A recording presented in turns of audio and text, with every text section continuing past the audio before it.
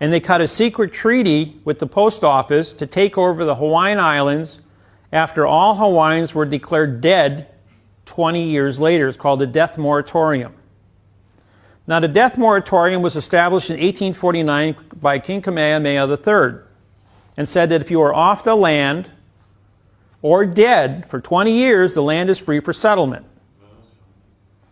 So then we went back before that, in October 22nd, 1872, was the first paper money issued in Hawaii.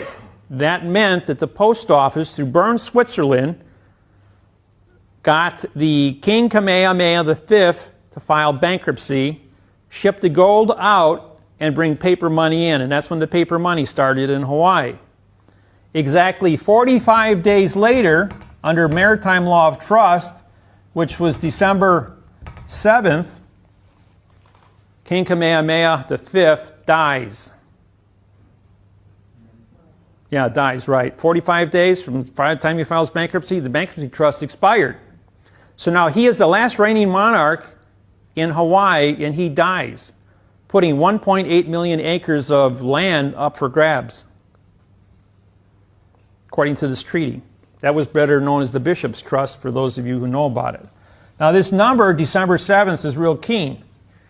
Now, if you take 45 days from that, you get the 14th plus 3-day grace period, better known as the Lemon Law. You have the same thing in this country, a 3-day grace period when you sign a contract.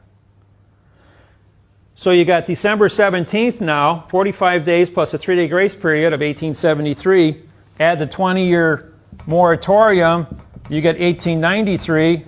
And when did the United States government, or United States Postal Service, controls all military vessels in the United States and Japan? This is a real keen thing here. 1893, you get the 17th day of January, 1893, and that's when the United States government comes in with the warship and orders Queen Iolani to stand down. Now, through a little research, because I'm a 92nd degree Mason, Queen Iolani is a Eastern Star. Because she's an Eastern Star, she takes her orders from the Postmaster General of Hawaii, who was the Chief Master Mason. He takes his orders from the Admiralty warship that pulled into port on the 14th of January, 1893, under the 3-day law, ordering him to take over the palace. And Queen Iolani, on the 17th of January, goes ahead and surrenders Hawaii to the Masons, which are controlling the post office. And the post office, through the military, now takes over and declares the Hawaiian Islands to be a territory of the United States. Because there was no shots fired, the treaty that they wrote was written in adverb verb, which means it didn't say anything. They have no contract. The Admiralty has no contract to invade the island. But because no one can read and write at this point in history, everybody goes along with it. And because the Masons are controlling the post office is telling a senior postmaster is telling a Eastern Star queen to stand down. In order to become a Mason, you must surrender your kingship, queenship, or political title. If you're president, you have to surrender it to the Masons and take your orders from the post office. Same thing here in Australia, New Zealand, Hawaii, the United States. The United States President, Obama, is the puppet. Potter is our Postmaster General. He's the one that pulls the strings and controls all branches of government. You have the same thing here, and that's why Queen Elizabeth's on your money. So it's a post office giving you orders, not England.